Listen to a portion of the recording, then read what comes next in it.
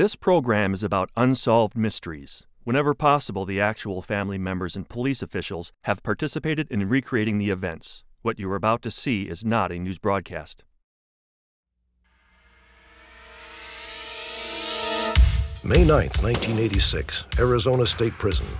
Patrick Michael Mitchell and two cohorts stage a daring escape in broad daylight. Since then, Mitchell is suspected of robbing 5 banks at nearly $1 million and has earned a spot on the FBI's 10 most wanted list.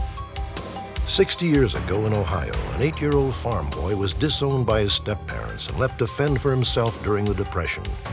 Today, Victor Scheinman is still looking for his real family and needs your help. From Nevada, an eerie tale of 2 families and 1 haunted house. One of the families claims they took this picture of a benevolent ghost.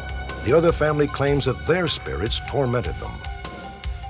Also, the FBI is asking for your help to track down a master con man who is suspected of brutally murdering his wife and 2 stepdaughters. Join me. Perhaps you can help solve a mystery.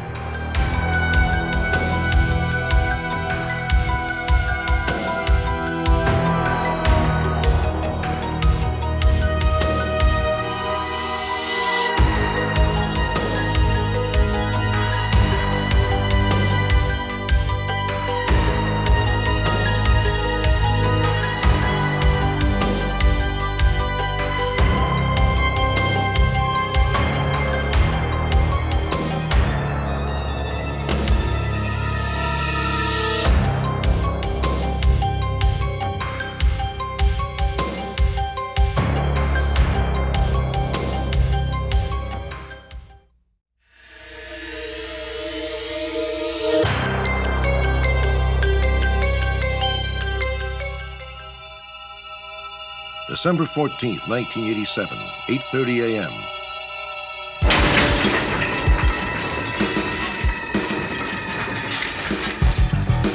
Nobody move!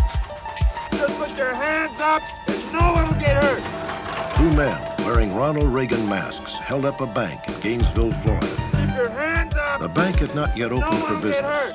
Employees were marking in the weekend deposits. In less than 5 minutes, the 2 robbers made off with nearly $500,000. Working with similar MOs, the FBI targeted Richard Joseph Landry, alias Michael Garrison, alias Roger Lanthorn. They all turned out to be the same man, Patrick Michael Mitchell, one of the most skilled bank robbers in the country. During the last 15 years, his heists have netted close to $3 million. Patrick Michael Mitchell is an escape artist, a master of disguise. He changes identities like most men change shirts. Each time he robs a bank, he wears a different comic mask. Ronald Reagan, Richard Nixon, even Bozo the Clown. The FBI believes the masks are Mitchell's way of thumbing his nose at authority. Today, after 14 bank robberies in the United States and Canada and 2 prison escapes, Mitchell is the newest addition to the FBI's 10 most wanted list. I guess you could best describe him as being confident. He's even vain to a certain extent, in that we believe him to have taken the prescription drug of Retin A, which supposedly keeps your youthful appearance. He's been described as having an athletic build. He likes the ladies. He fancies himself as a gourmet cook. Matter of fact, we've even recovered some cookbooks from the trunk of one of his cars. So far, we've developed at least 25 different aliases he's used in the past 11 years. In 1983, Patrick Mitchell was given a 20-year sentence at Arizona State Prison for bank robbery. On May 9th, 1986, he and 2 other prisoners assigned to janitorial duties staged a bold escape. It had been meticulously planned and precisely timed by Mitchell himself. Yeah, you never know.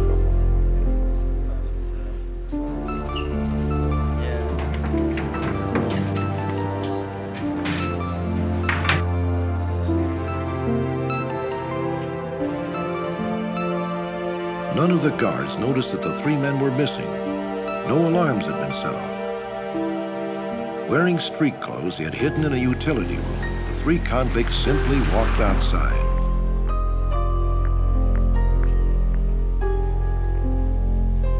A girlfriend of one of the prisoners was waiting for them. She had been duped into believing that the men were on a weekend furlough.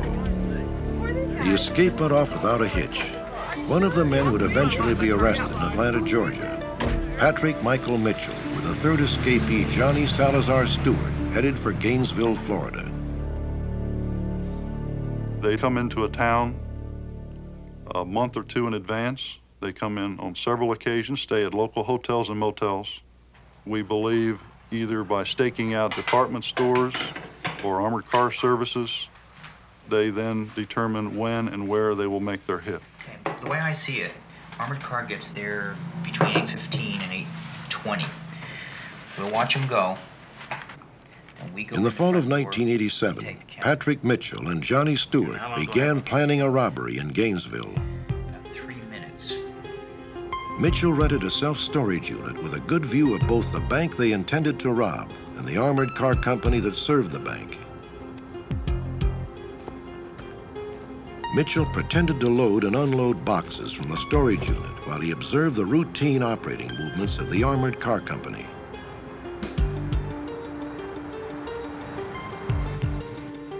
Patrick Mitchell never went inside the bank himself. Instead, he sent Johnny Stewart to scout the interior. Actually, it's a pretty good idea. This individual, after they open an account, has a legitimate reason for being in the bank. So there will be no questions for an individual who has an account there walking around, looking around, and conversing with different customers and employees. He can also be there when deliveries are made by the armored car services, possibly, where he can see actually what they're doing and how they're doing it after the deliveries are made. 7:30 a.m., the day of the robbery. Mitchell and Stewart meet at the self-storage facility. Hey, good morning. 7:50 a.m. The bank employees begin filing in to prepare for business hours. The bank will open in 1 hour and 10 minutes. 8 a.m. The armored car leaves to pick up deposits from several nearby stores. 8:10. The Gainesville police operator receives a bomb. Can you tell me what time it's going to go off? His target, a junior high school in northeast Gainesville. It's going to go off in 10 minutes? The same police district as the bank. Hello? 8:22. The armored car guards arrive at the bank, swelling its total deposits on hand to $300,000.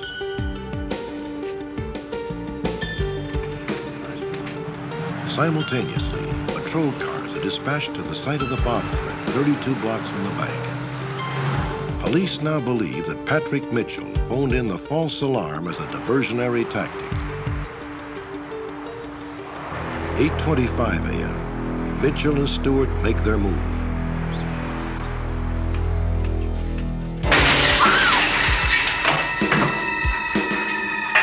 Don't anybody move! Put your hands up and no one will get hurt.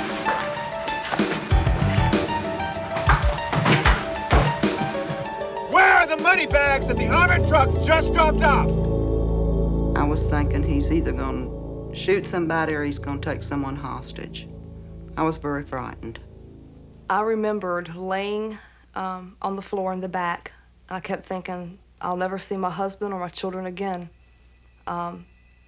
I started to cry. I remember thinking that he was going to shoot me in the back. Keep your hands up, and no one will get hurt.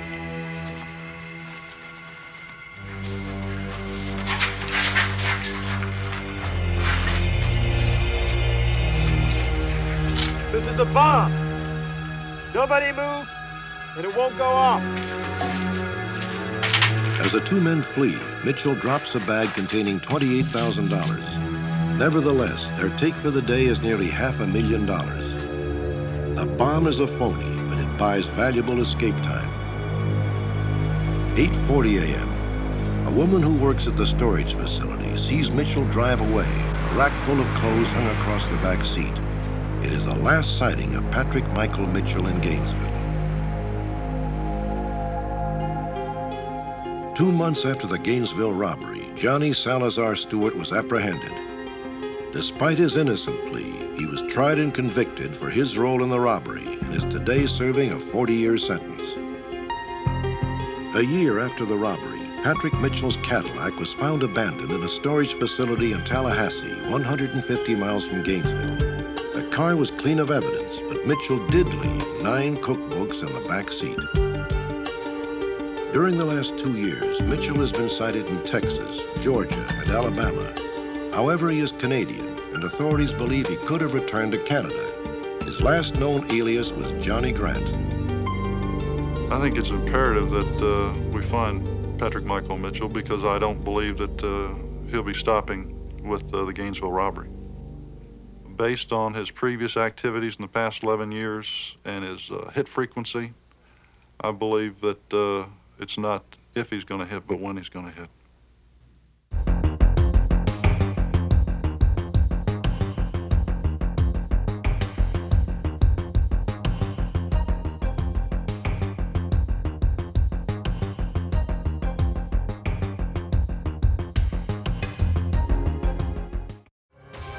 Next, the poignant saga of a little boy torn from his family during the Depression.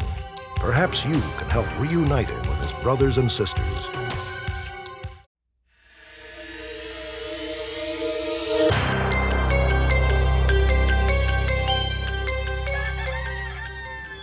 Dillonvale, Ohio, 1929, the darkest days of the Great Depression. For an 8-year-old farm boy named Frank, the hard times common to all Americans were especially cruel. Here's your bucket, Pa. Get on in the water. I had the chickens to feed and the grass to cut and chores to do, and of course I was busy. I didn't mind that so much, except I'd like to have been fed afterward, though. For as far back as he can remember, Frank's hardships went beyond his thankless chores. Frank, have you fed the chickens yet? What have you been doing? You're such a lazy boy. This whole barn has to be cleaned. This new hay has to be spread, and those chickens have to be fed. I went so hungry the smell of food made me sick. No supper for you. I wasn't allowed in the house. I'd sleep at the barn most of the time, or with the dog. I was bitter, angry, and a very upset young man, to say the least. By age 9, Frank's life had completely disintegrated. His parents informed him that he wasn't even their son and ordered him off the farm and out of their lives. Frank was told that his real parents didn't want him either. They had turned him over to the State Welfare Department just days after he was born. Frank was left to fend for himself.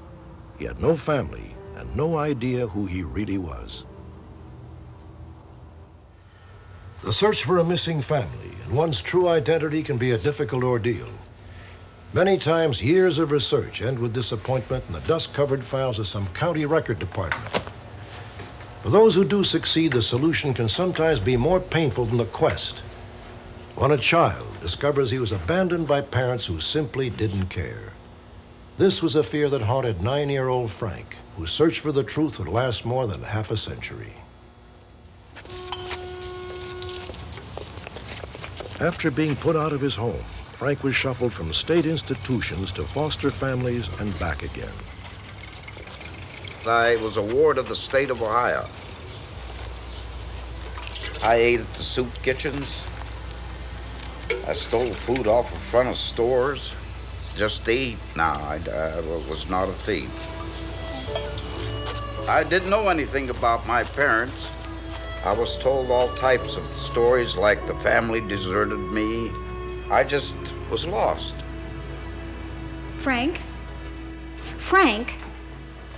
As a teenager, Frank's troubles continued. Did you hear my question?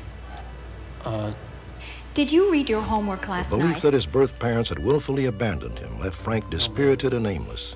Frank, this is the 3rd time in 2 weeks. You're going to stay after school and write the entire chapter on pronouns until you finish. But at 16, his life took an unexpected turn. A concerned social worker confirmed that Frank was not his real name. He had been born Victor Scheiman. The counselor also made a promise. If Frank applied himself and stayed in school, his real parents would be in the audience when he received his diploma. They told me my name was Victor Scheiman. I had a family, that he would see that my parents, and that would be there on my graduation day.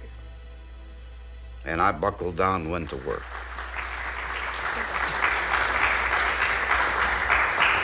Brad Carney. The day Frank had worked so hard for finally came. He was going to meet his real family. Frank asked that he officially be graduated Victor Scheinman. It was the first time he used his real name. Victor Scheinman. I thought if my parents were in the audience, they would hear the name and they would respond. Lisa Goldblatt.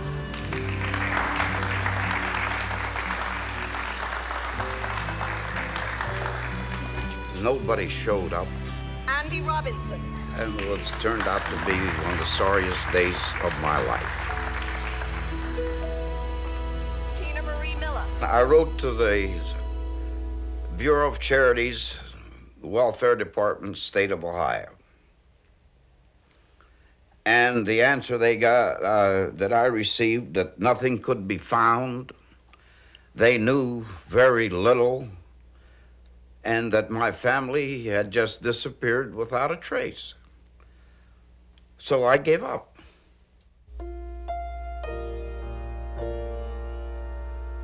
At a complete dead end, Victor had no choice but to move ahead with his life. In the 1950s, he married Eleanor Kell and started a family of his own. For 34 years, Victor all but abandoned the hope of finding his family. But in 1984, Victor learned of an organization in Reynoldsburg, Ohio called Reunite, a support group for people searching for lost loved ones. An old school chum told me about this group, and I thought, well, what have I got to lose? A little bit of time? I can spare that. So I went, and I was very amazed. My name is Victor Scheinman. I was born September the 5th, 1921 in Alliance, Ohio. Victor told the group the story of his childhood. That evening, he met amateur genealogist Rose Murphy. This man has spent his entire life, 60-plus years, without any knowledge of his history. And I couldn't believe that that could be true. And it went cross grains to everything I believe in, because I think everyone has a right to their history. Rose Murphy was determined to find Victor's family and solve the puzzle which had eluded Victor his entire life. She began sifting through a labyrinth of state adoption records, county welfare files, and old newspapers. Incredibly, less than a week later, she discovered the obituary of a Hungarian immigrant named Lena Schaman. Lena had died in 1921, just hours after giving birth to her 11th child. The baby's name, Victor. And I contacted a Hungarian language professor.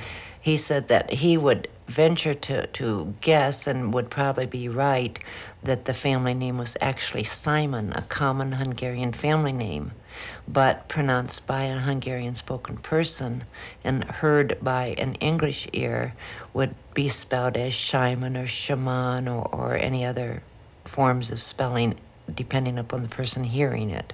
Within 20 minutes, I had located Victor's original birth certificate that had sit here for 64 years. They hadn't caught it because they're searching for it as the Scheinman family rather than the Simon family. Information found in the obituary and birth certificate enabled Rose to reconstruct the events surrounding Victor's birth. Victor's father, Dan Simon, had worked for the railroad in Alliance, Ohio, just 100 miles from where Victor had grown up. Just before Victor's birth, a tragic series of events was set into motion that would separate him from his family.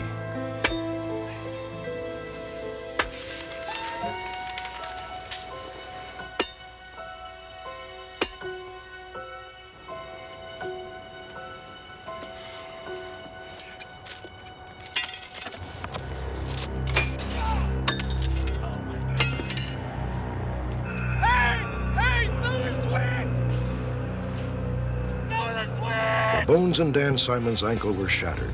He was rushed to the hospital. That afternoon, Dan's wife, Lena, went into labor. Push. That's it. You gotta help me. Good.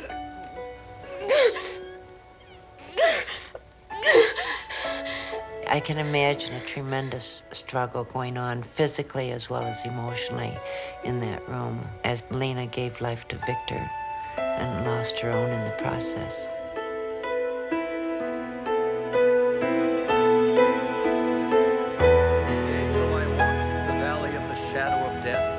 I will fear no evil, for thou art with me. Thy rod and thy staff. According to her obituary, Mr. Simon was taken from the hospital to the funeral with this broken ankle, the father being totally unable to care for the child. Welfare placed the child for foster care, and in fact indicated in their records that the father agreed to that foster care only with great regret. Well, here he is. Strong and healthy boy. His name is Victor. We've decided to call him Frank. Frank. I feel very strongly that his father returned to welfare after he recuperated and was out of the hospital and said, you know, you have my son, Victor Simon, I want my son back. He could very possibly have been told, we don't have anybody by that name, which they didn't have. They had a Victor Emmanuel Scheiman. They didn't have a Victor Simon in their records.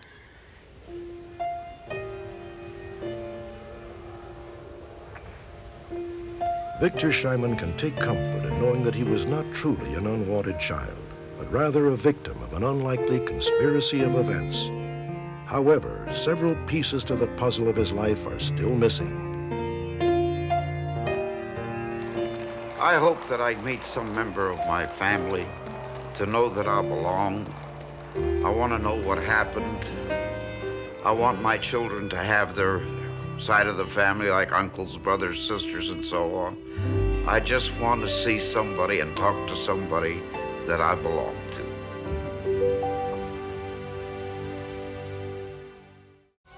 When we return, a brutal attack leaves a mother and her 2 daughters dead.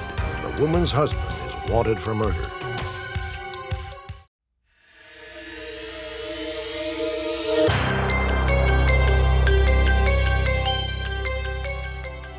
Las Vegas, city of big dreams and high rollers. This desert town has attracted every kind of crook and con man. However, during the last decade, the dry climate and limitless entertainment have also begun to attract a large retirement community. Frank Allen, a Los Angeles businessman, bought his dream retirement home in 1986. It was located in an elegant gated community 10 miles from downtown Las Vegas. As a temporary measure, he rented the house to another family, maintaining a room for himself as well for his frequent business trips to Nevada. But Frank Allen had no idea that Joe Smith, the man who was renting his house, had an unsavory past. Joe Weldon Smith, who called himself a real estate investor, had a long history as a con man and had once been convicted of attempted grand theft. He lived in the Nevada house with his wife Judith and her 2 daughters from a previous marriage, 12-year-old Christy and 20-year-old Wendy. On October 6, 1990, Frank Allen expected to have the house to himself.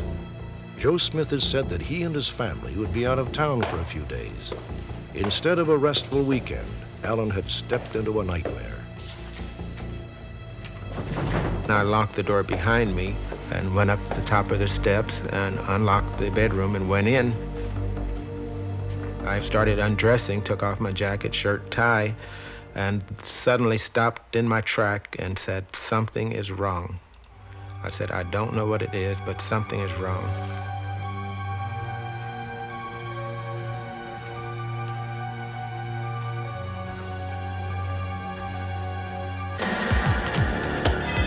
Joe, what the hell are you doing? I grabbed him at the wrist on that arm, his right arm, and that's when I shook him and I said, "Joe, what in the hell are you trying to do?" And then it was clear to me that he was trying to murder me.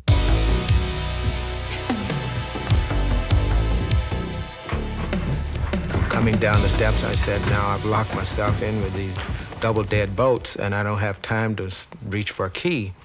So I ran across the foyer into the living room, dining room, and sure enough, he went the opposite direction to head me off in the kitchen, and I doubled back for the front door. I still didn't think I had time to fumble for keys, so I went straight through the door.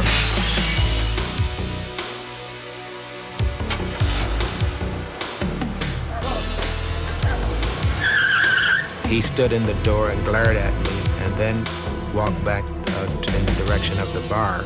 And I drove my car up to the guard gate and said to the guard, "Call the police, there's a man in my house." Joe! Joe, it's the police! You're in there, come on out!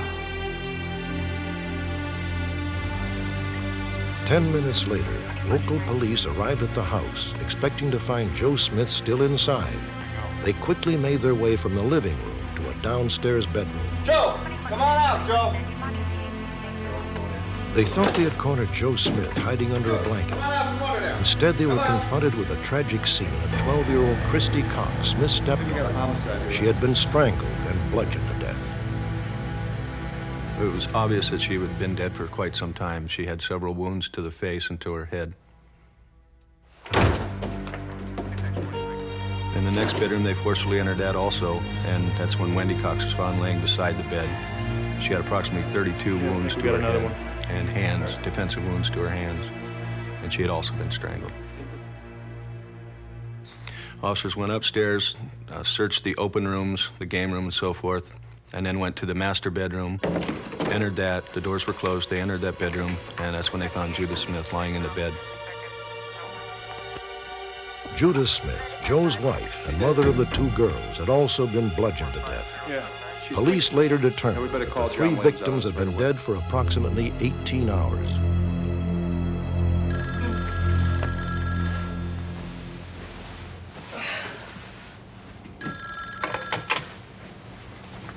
Hello? 2 hours after the bodies were discovered, Who is this? Smith telephoned his wife's daughter-in-law. It's Joe. He denied all involvement in the murders. Joe, what's going on? It's after 4 in the morning. Are you sitting down? Yes. Approximately 4:30 in the morning on October 6th, called her on the phone, told her that her mother and sisters had been murdered, and he had killed one of the people that did the killing and knew who the other ones were. Where are you? It doesn't matter where I am right now. You just have to believe I had nothing to do with it. If I don't kill myself, I'm gonna find the guys who did it. I know who they are, and I'm gonna kill them. In my opinion, it was a ruse by Mr. Smith to get support from Judah Smith's family members and make them believe that he was not involved in the killings. Joe Smith fled in a gold Lincoln Continental with Vanity, Nevada license plates reading Smitty 2.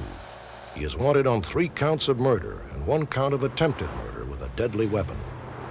Smith is 50 years old, 6 feet tall, and weighs 160 pounds. He has brown hair and brown eyes. He may be working in real estate. Police are still puzzled by what appears to have been a motiveless crime.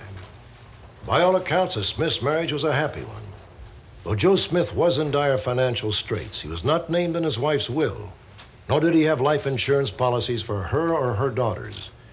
Authorities believe Smith may now be somewhere in the southwestern United States or Mexico. Just minutes after we profiled Smith's case, an anonymous viewer called our telecenter to report that the fugitive was living near Los Angeles, California. Smith was hiding out at this motel, but managed to escape before he could be apprehended. Once we established that Joe William Smith was in the Los Angeles area, we focused our attention to his brother, who we knew that he had close contact with.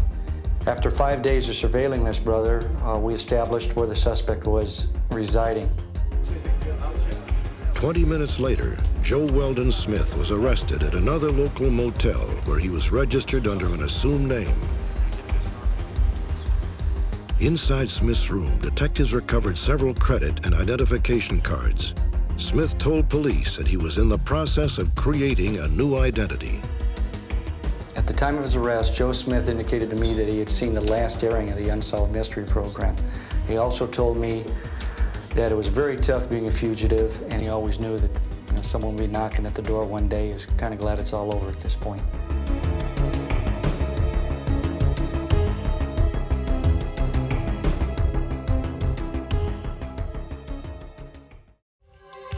Next, former residents claim that this house is haunted. But are the spirits friendly, evil, or just a figment of overactive imaginations?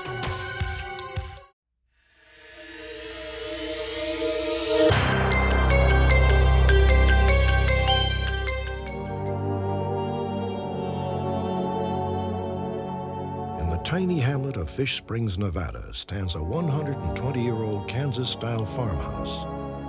It was originally built next to a graveyard in Virginia City and has been moved 3 times.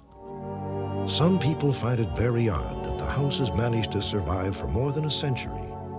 Others believe the explanation is simple. They say this house is haunted. I'd like to see it destroyed. I think it is a center point for spirits. That house is something keeping it alive. And I'd like to see it burnt to the ground. I've always loved older homes, and I'm fascinated by them, by their building and the fact that they have so much history, that they've withstood all that time. I just feel like they have a memory of their own. Just like people, they can remember the past and things that have happened there.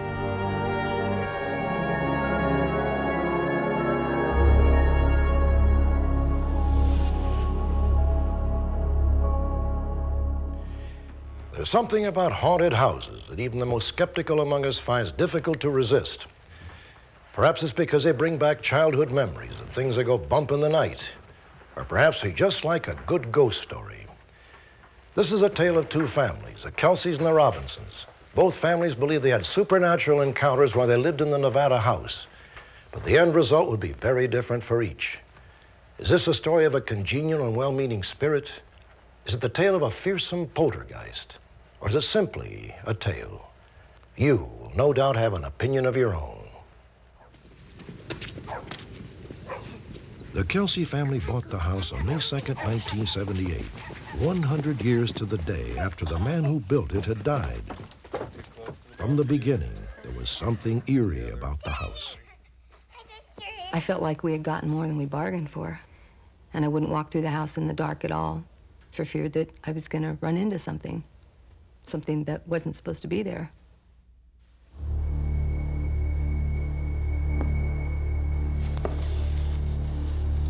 Just as you're getting to sleep, you would hear footsteps walking up and down the stairs. What's wrong? My husband would tell me that he heard a swishing noise, like the rustle of the old chiffon skirts was how he described it. Sounds like swishing to me. We got really scared, or I did anyway, thinking that either there really was something happening in the house or we had just seen too many scary movies and my imagination was running wild because it was an old house.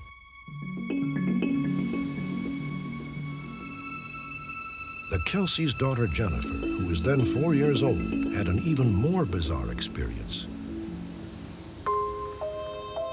I had just woken up for some reason, I don't know why. And I remember I rolled over and I looked at my bedroom door and I saw this little boy. And he looked like he was sad. And the man, he just looked like he was really concerned. And it was just only there for a few seconds, but then it just like disappeared. It was weird. They didn't look familiar to me at all, but the way they were looking at me just seemed like they knew me. It's just really weird. For some reason, I keep thinking that the levitation was the same night that I saw him. It was, for some reason, I just combined the two together in memory, but I just remember laying there in my bed. It seemed like my whole bed was just like floating.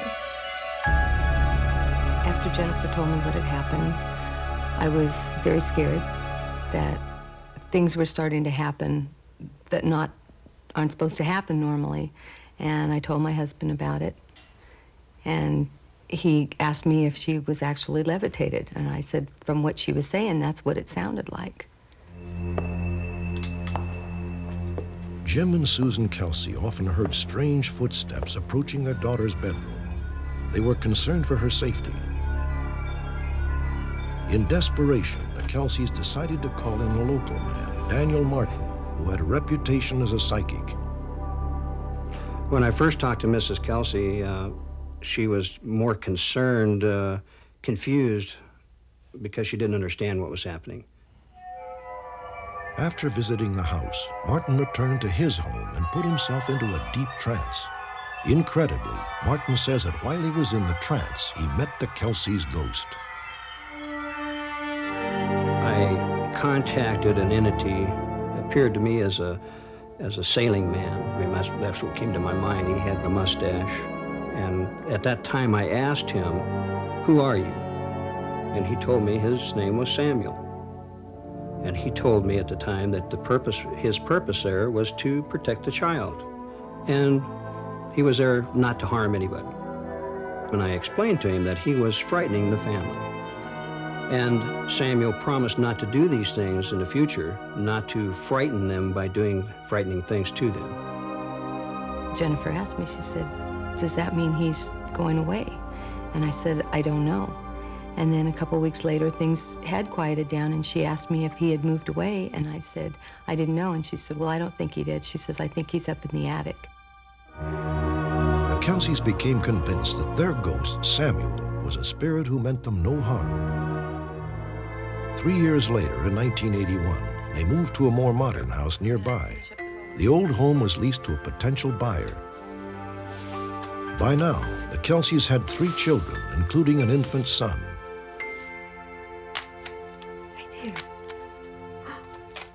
When my son was 7 weeks old, I had taken some pictures of him, and I'd run out of flash, and I had the rest of the roll of film to use up. And so I decided to try to get the pictures taken of him anyway. And I propped him up on the love seat next to a lamp and with some stuffed animals around him, and proceeded to take the rest of the roll of film, figuring there should be enough light.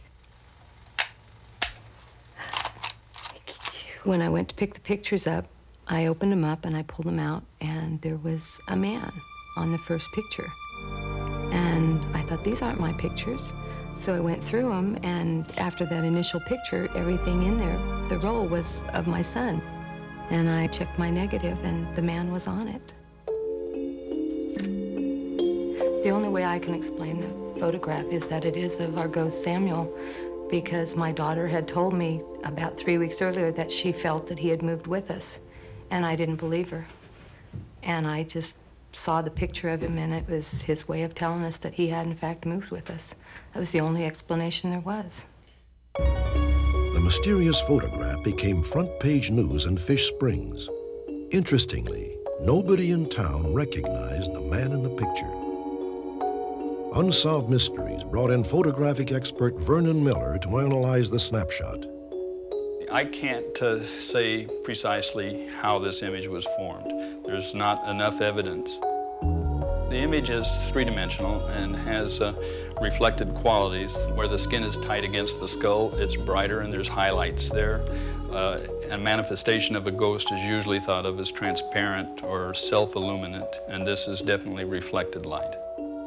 I detected lines, horizontal lines across the image. In conclusion, I would say that Samuel's ghost was made off of a large television screen. The picture of Samuel is not a fake. There's a lot of things that can't be explained, and I just think this is one of them. I know I can't explain how somebody came out in my picture that wasn't there when I snapped it. The Kelseys insist they have never photographed their television screen. Could the picture be a simple accident, even a hoax? Or could it really be a ghost? For 15 months, the new tenants at the Fish Springs house reported nothing out of the ordinary. But then in October of 1989, the house was rented to another family.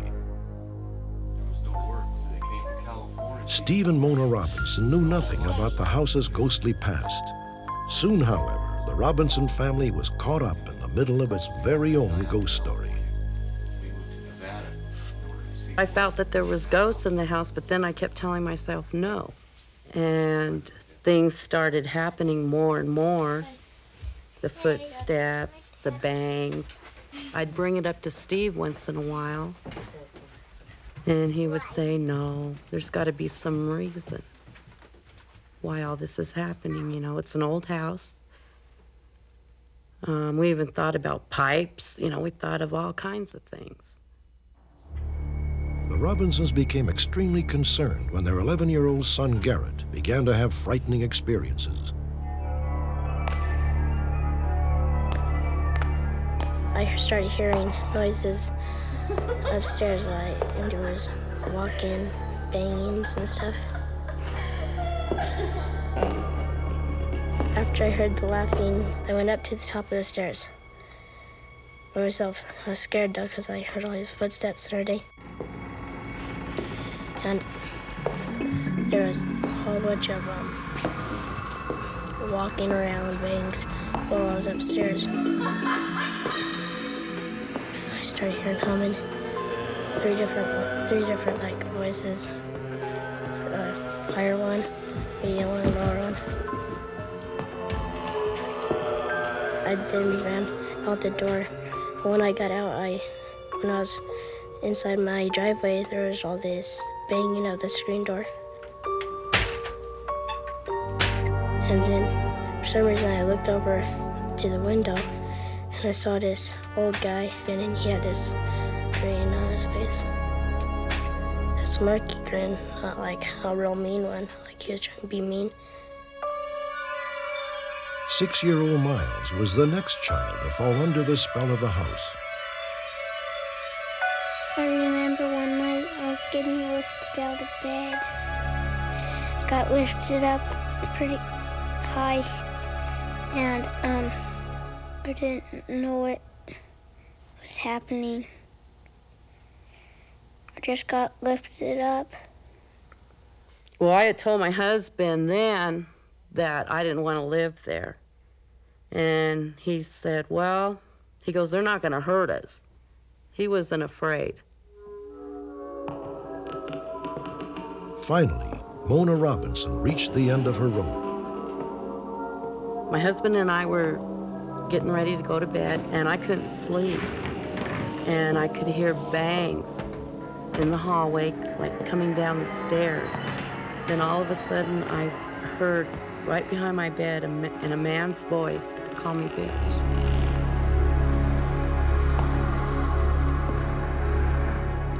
It was a mad voice. Mad. Angry. I thought, that she was going nuts, but at the same time, I believed her. She refused to go to bed. She was always afraid that once we got into bed, the noises would start. So she'd stay up all night long. I felt like they were trying to drive me crazy. I would never believe anybody that told me what has happened to me. I wouldn't believe them. I do believe now because we had it happen to us. You never believe anything like that until it happens to you. On January 31st, 1990, the Robinsons moved out of the house less than 4 months after they had moved in. The Kelseys, who still owned the house, once again called in Daniel Martin. Once again, he put himself into a trance. Once again, he claimed he met ghosts, this time different ones.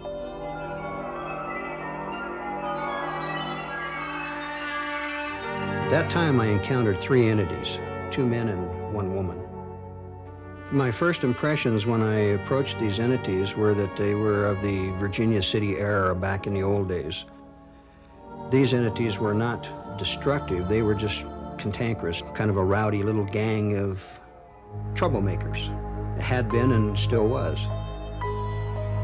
Martin says he asked the spirits to leave the house, but it was too late to do the Robinsons any good. They were already settled in a new home, far away from hauntings and poltergeists.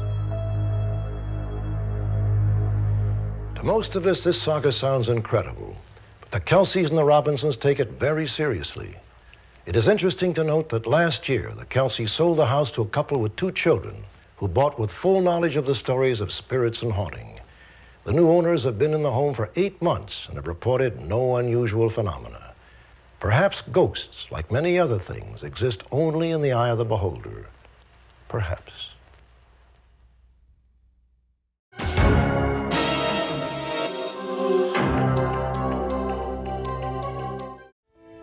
On our next Unsolved Mysteries, for a lonely widow, Eric Kessler is like a dream come true. Charming, elegant, and cosmopolitan, he has the perfect qualities for a potential husband and a master con man. His elaborate schemes have allegedly netted more than $150,000 from at least 4 vulnerable women. Authorities are convinced that his list of victims is much longer and still growing. Join me for our next edition of Unsolved Mysteries.